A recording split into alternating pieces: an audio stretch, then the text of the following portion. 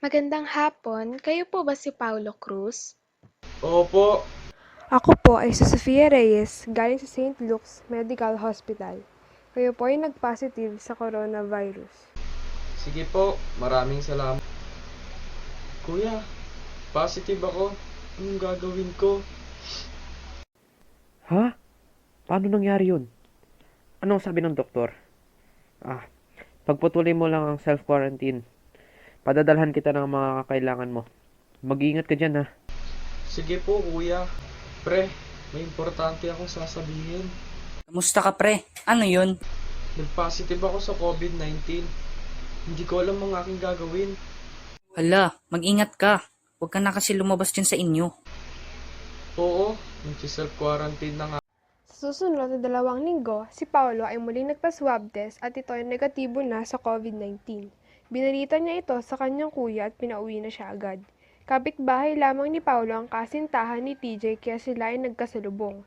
Nang maputol ang usapan ni Paolo at TJ, dumiretso agad si TJ sa bahay ni Leia.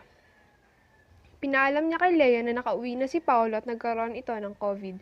Matapos ang usapan nila ni TJ, agad niyang kinuwento ito kay Grace, isa sa malapit niyang mga kaibigan. Ilang araw ang lumipas, kumalat na nga ang bali-balita kaya naman mas naging usap-usapan pa sila ng mga sumunod na araw. Ilang lipas sa balitaan may parating na bagyo. Dahil sa takot, walang nagawalang sabihin ito sa pamilya ni Paulo. Dumating na nga ang bagyo, nagsilikas ang ibang tao sa evacuate. Halina kayo! Pumunta tayo sa evacuation center. Dahil masyado ng delikadong pagyaw. Sumakay na kayo at dadalhin namin kayo sa evacuation center. Maraming salamat po. Bakit kayo nandito? Balak nyo ba kaming ipahamak? Saan po kayo pupunta? Delikado po kung aalis po kayo ngayon. Nalaman ng aking mga kapitbahay na ako ay nagkaroon ng COVID-19.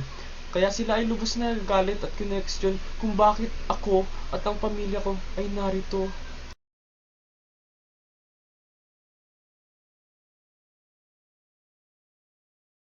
Magandang hapon sa inyong lahat.